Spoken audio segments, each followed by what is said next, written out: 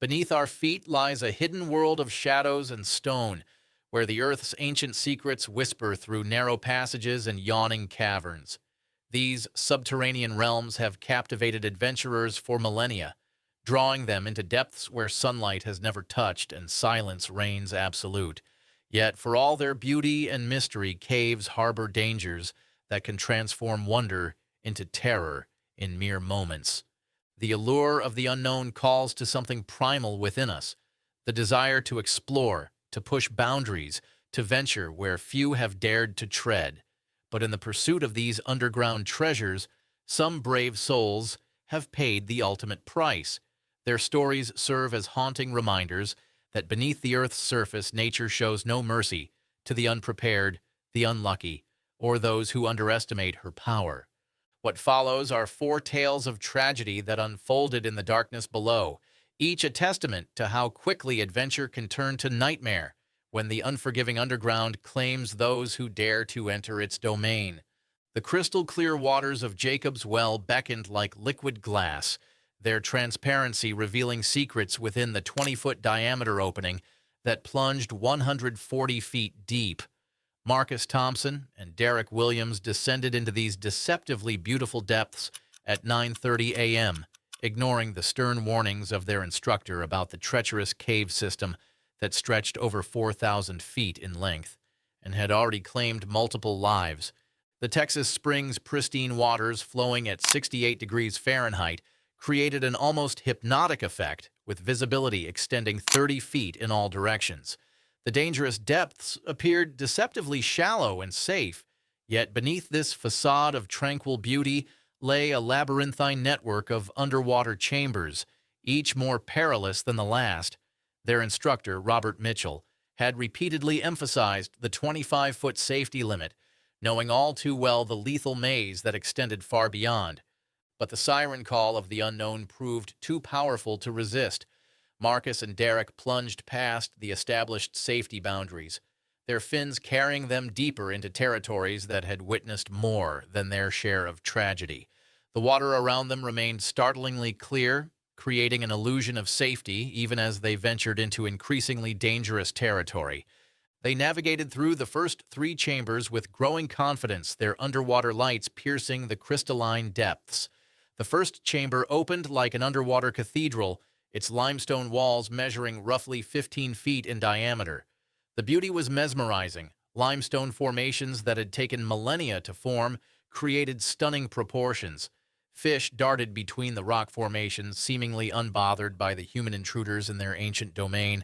The second chamber was more confined at barely 8 feet wide, while the third was a claustrophobic nightmare measuring just 6 feet by 10 feet, filled with unstable debris that shifted ominously with each movement. It was when they reached the notorious fourth chamber that their adventure began its descent into horror. This chamber, which instructor Mitchell had desperately attempted to seal with concrete and metal reinforcements, represented the point of no return for many who had ventured this far.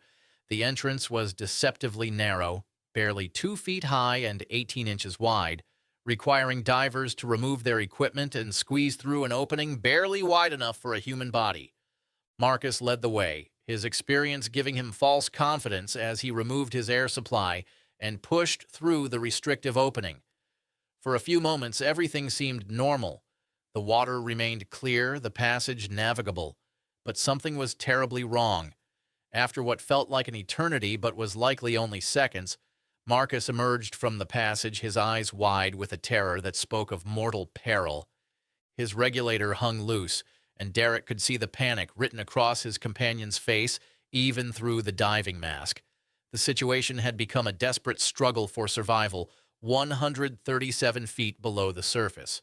With Marcus's air supply compromised, the two men were forced to share Derek's remaining oxygen, passing the regulator back and forth in a deadly game of underwater Russian roulette. Each breath became precious cargo, carefully rationed between two men fighting for their lives. They moved through the black water with agonizing precision, knowing that a single mistake could doom them both. Every inhalation was calculated, every movement deliberate, as they navigated their way through the maze-like passages toward what they hoped would be salvation. The relief was palpable when they finally reached the first chamber, so close to the surface and safety that they could almost taste freedom. But their ordeal was far from over. At 10:18 a.m., exactly 48 minutes after their descent began, a disconcerting sound from their shared air tank sent chills through both divers, the metallic whisper that every underwater explorer dreads. Their oxygen supply was completely depleted. In the darkness above them, where open water should have provided their escape route to the surface, a limestone ceiling had appeared like a death sentence. They had entered what experienced cavers call a false chimney, a cruel geological formation that promises salvation while delivering only despair. The ceiling seemed to mock their desperate situation, so close to safety, yet impossibly far. Derek, realizing that hesitation meant certain death for both of them, made a decision that would haunt him forever. Taking what he knew would be his final breath from the empty tank, he kicked off from the wall with every ounce of strength his body could muster. In the absolute blackness of the underwater chamber, he propelled himself 20 feet through the water, guided only by instinct and desperate hope. The ascent that followed was a superhuman effort, 75 feet of water column that he covered in a single, impossible breath. His lungs burned with the effort, his vision began to tunnel from oxygen deprivation, but somehow his body found the strength to continue upward. When he finally burst through the surface of Jacob's Well, gasping and choking on the sweet Texas air, he was alive, but forever changed. Marcus was not so fortunate. The next day, Instructor Mitchell, the same man who had warned them about the dangers they chose to ignore, descended into the very depths he had tried to protect them from. In the false chimney where hope had died, he found Marcus's body, another victim claimed by the transparent waters that had fooled so many before him. The pristine beauty of Jacob's Well had claimed yet another life, adding to its growing reputation as one of the most dangerous diving locations in the world. The crystal-clear waters that had seemed so inviting had proven once again that nature's most beautiful faces often hide her most deadly secrets. Deep beneath the Yorkshire countryside, 6 men crawled through a passage that would become their tomb. The expedition into Mossdale Caverns had begun like countless others, a group of experienced cavers eager to explore the underground wilderness that lay hidden beneath England's rolling hills. But on this day, nature would demonstrate her terrible power in the most unforgiving way possible. David Harrison led his team through the constricted passage known as Far Marathon, a tunnel that stretched the length of 3 football fields, but was barely wider than a computer monitor. The space was so restrictive that the men spent more time crawling on their bellies than walking upright, their headlamps cutting narrow beams through the absolute darkness that surrounded them. Behind David came his companions, James Butler, Christopher Walker, Jonathan Oliver, William Foster, and 17-year-old Mark Riley.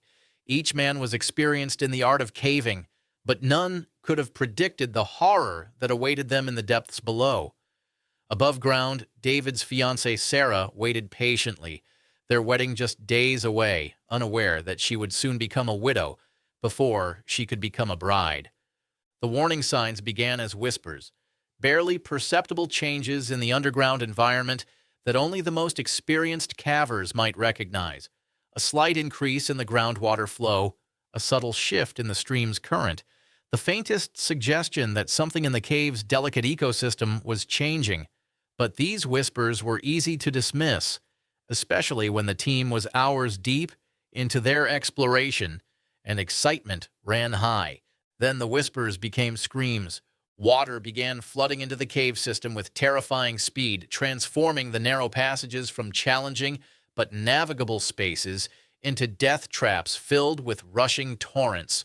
The men realized with growing horror that they were 3 hours from the nearest exit, trapped in a limestone maze that was rapidly filling with water that had nowhere else to go. The decision they faced was an impossible one. They could attempt to retreat through the passages they had already navigated, racing against time and rising water levels, or they could try to find higher ground within the cave system and wait for the flooding to subside. With water levels rising by the minute, retreat seemed their only option.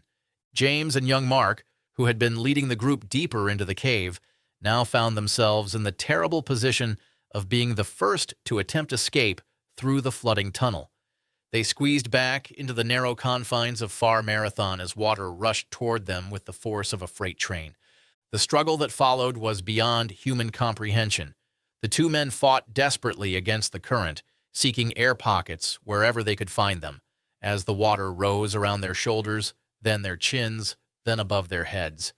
Behind them, David guided the rest of the team into the same nightmarish passage, all of them understanding that this was their only chance at survival. Jonathan Oliver, positioned at the rear of the group, heard the cries of panic from his friends ahead. In a desperate attempt to find breathable air, he tried to force his body backwards into a small overhead crack in the tunnel ceiling. It was a move born of pure survival instinct, but the unforgiving limestone offered no sanctuary. The remaining members of the team pressed their faces against the upper reaches of the tunnel, fighting for every breath as the relentless water continued its upward climb. Every crevice, every crack, every small space that might have offered hope was systematically flooded by the merciless tide. Above ground, Sarah had grown concerned about the expedition's delayed return. When she discovered the cave entrance now sat beneath a lake, where dry land had been hours before, her concern turned to terror. She ran 3 miles through the countryside to summon help, her wedding dress forgotten as she fought to save the men trapped below. The rescue effort that followed was massive, but ultimately futile. When the rescuers finally reached Far Marathon, they found James and Mark's bodies first, their upper torsos pressed against a ridge in the tunnel, as they had fought desperately for their final breaths. The other members emerged one by one from the flooded passages, except for Jonathan, whose body was wedged so tightly in the overhead crack that it took 2 additional days to recover him. The cave that had promised adventure and discovery became their final resting place. The narrow passage where they perished was later renamed the Sanctuary, a solemn memorial to 6 men who had ventured into the earth's depths seeking wonder but found only darkness. Their story serves as a stark reminder that beneath the ground, nature's fury can be unleashed with devastating speed, turning familiar passages into inescapable traps. The Mossdale tragedy remains one of the deadliest caving accidents in British history, a testament to how quickly the underground environment can transform from playground to killing field. The men who died that day were experienced, well-equipped, and cautious, but in the face of nature's overwhelming power, human preparation proved tragically insufficient. The pre-dawn darkness at 4:30 a.m. should have been their first warning, but Jessica Mitchell was determined to share the underwater wonders of Gollum's cave with her 4 closest friends. Despite having nearly succumbed to hypothermia in these same waters on a previous expedition, her enthusiasm for the hidden chamber beyond the flooded tunnel remained undimmed. Brandon Davis, Stephen McDonald, and Emma Sullivan eagerly followed Jessica's lead, trusting in her experience and knowledge of the cave's treacherous underwater passages. Their 5th companion, Thomas Ferguson, made the wise decision to remain above ground, watching as his friends disappeared one by one into the dark water that would become their grave. The entrance tunnel stretched 15 feet through the limestone, barely wider than a refrigerator door, and completely submerged. A single rope served as the only guide through the murky underwater passage, leading to what Jessica had described as a hidden chamber, a secret room where visitors could stand in 3 feet of airspace above the water's surface. The 4 friends passed through the submerged tunnel with hearts pounding, their underwater lights creating eerie shadows on the limestone walls. The passage was tight, requiring them to remove their equipment and pull themselves along the guide rope through the flooded section. Each person had to hold their breath for the entire 15-foot journey, a feat that required both physical conditioning and mental preparation. When they finally emerged in the hidden chamber, gasping and exhilarated from their underwater journey, they found themselves in a space that seemed almost magical. The chamber was larger than expected, with enough airspace to stand comfortably and catch their breath after the challenging swim.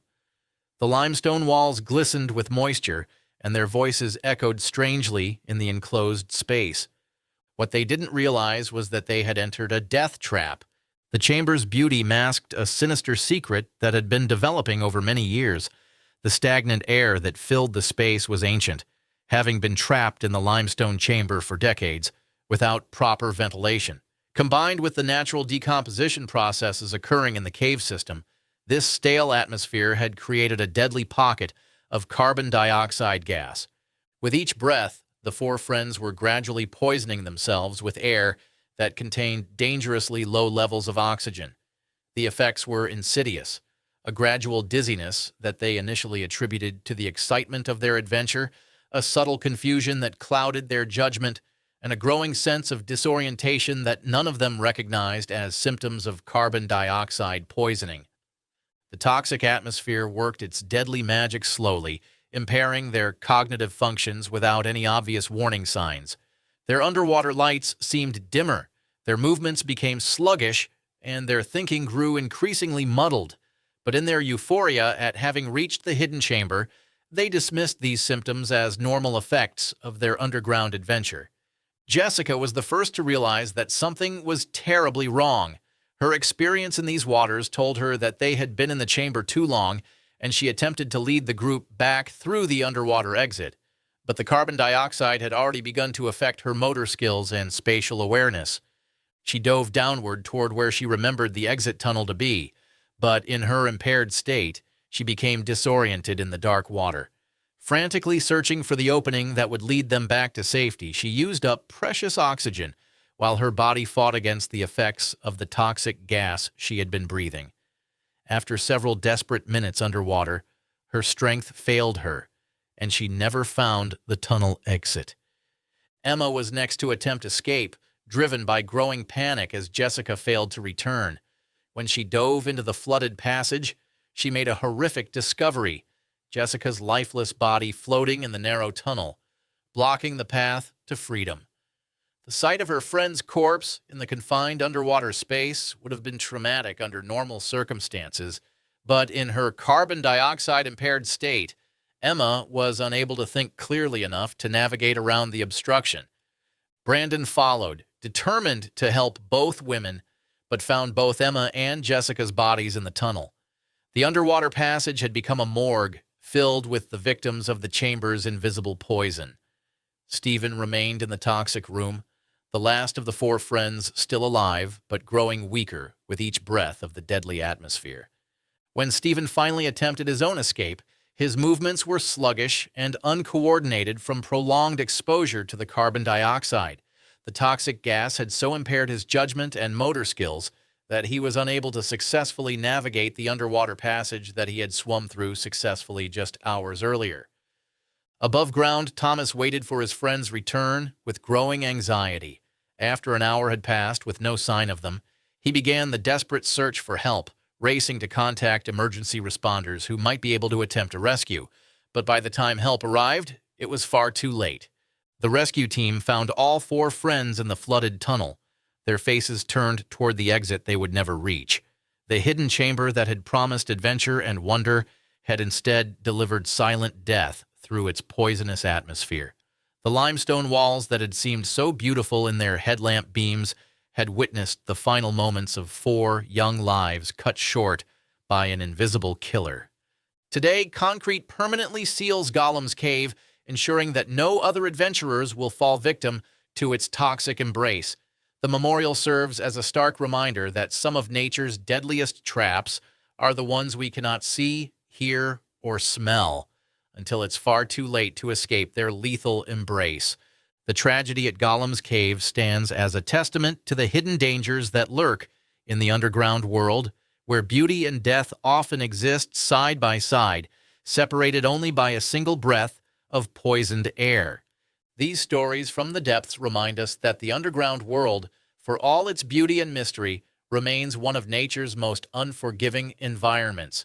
Each tragedy serves as a sobering lesson about the importance of preparation, respect for natural forces, and the recognition that some adventures carry risks that cannot be completely eliminated, only managed through knowledge, caution, and profound respect for the power that lies beneath our feet.